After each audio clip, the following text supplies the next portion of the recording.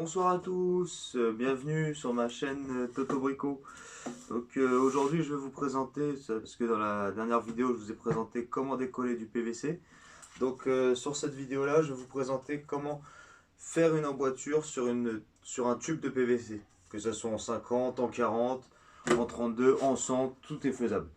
Là on est sur du 50, donc en premier temps je vais vous expliquer avec le propane parce que j'ai eu beaucoup de commentaires qu'on pouvait le faire aussi avec un décapeur, voilà, ben, ça après c'est vous qui voyez, ouais, vous faites ce que vous voulez avec ce que vous avez. Le plus important c'est de faire du bon boulot, comme je dis depuis le début.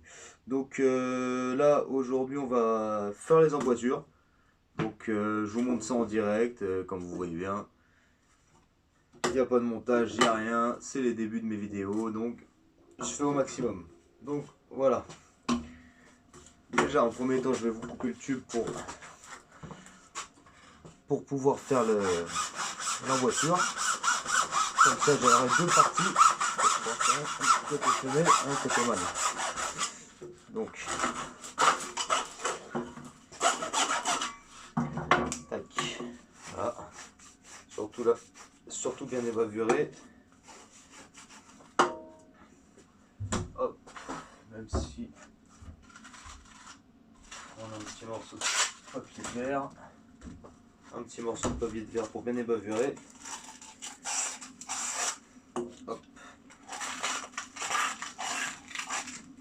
Comme ça, c'est clean, c'est nickel. Vous voyez, hop, il y aurait des petites imperfections. Hop, ça après. Bon, après c'est juste une démo, hein, voilà. Tac. Alors, en premier temps, tac, allumez votre propane.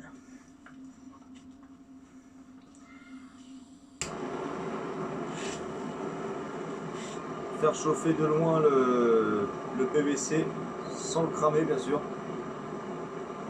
Après c'est sûr qu'avec un décapeur thermique il y a moins de risque de le brûler ou quoi que ce soit. Et bon, moi je suis habitué avec le propane, maintenant vous faites vous après vous ferez ce que vous voulez avec ce que vous avez quoi. Ça c'est pas un souci. C'est vrai que le plus simple c'est avec un décapeur. Et bon là j'en ai pas sur la main. Il est au chantier. Quand vous le chauffez, vérifiez toujours un petit peu, voir s'il se ramollit ou pas, pour pas trop le chauffer, ça sert à rien. Parce que s'il est trop dur, vous n'y arriverez pas, s'il est trop mou, vous n'y arriverez pas non plus. Donc il faut trouver le juste milieu.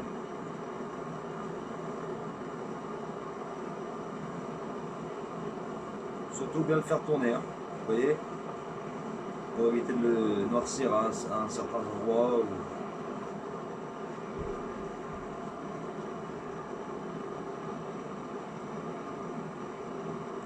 Voilà.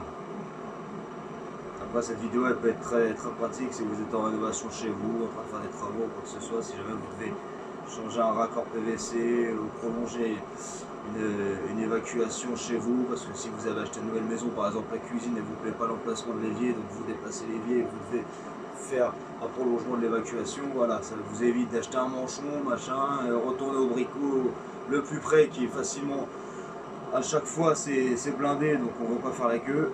Regardez, on va faire une emboîture, il n'y a pas besoin d'aller au bricot, et c'est fini. Un peu de colle, et c'est fini. Vous voyez, là il commence à se ramollir, vous voyez, il commence à se déformer. Après sur cette opération là il faut prendre du temps et surtout bien la chauffer sur au moins 5 cm pour bien pouvoir travailler après. Ce ne sera pas évident parce que là c'est un petit morceau de PVC, c'est pas un gros morceau, donc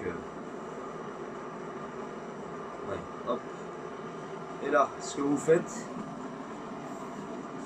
vous venez faire tourner votre PVC à l'intérieur de l'autre pour déjà qu'il commence à prendre la forme légèrement.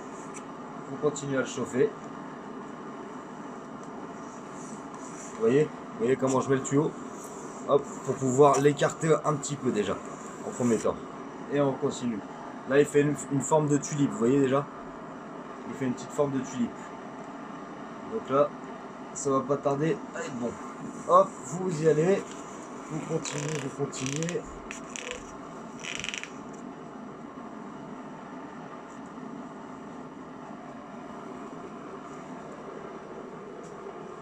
Hop, hop, hop, hop, hop. Et voilà. Et surtout, une fois qu'il est emboîté, hop, j'éteins la propane. Une fois que le raccord est emboîté, n'hésitez pas à le tourner. Parce que au bout d'un moment, quand il va refroidir, bah, ça va se rétracter, donc du coup ça rentrera plus à l'intérieur. Donc le faire tourner, faire des petits mouvements de haut en bas, mais bon, pas trop non plus pour pas qu'il y ait un trop gros jeu dans la voiture. Et tourner le raccord. Voilà. Hop.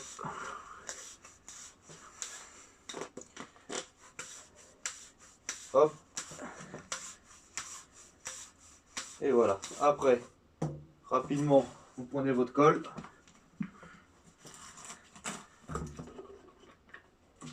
Vous le déboîtez. Vous mettez à l'intérieur, à l'extérieur.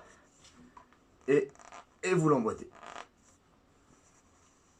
Le surplus, on le remet dans le pot de colle. Et voilà. Le tour est joué. Le raccord est collé, il n'y a aucun risque de fuite. Après, ce qu'il faut savoir, c'est que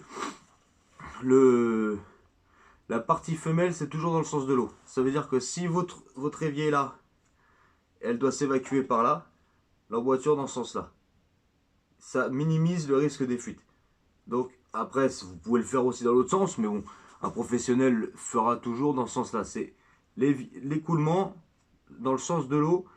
Ça veut dire la partie mâle rentre dans la partie femelle, donc l'eau suit le tuyau. Si vous le mettez dans l'autre sens, vous voyez bien que l'eau peut se mettre dans la jointure, vous voyez. En fait, elle peut buter au niveau du raccord mâle. Donc il y a un risque de fuite.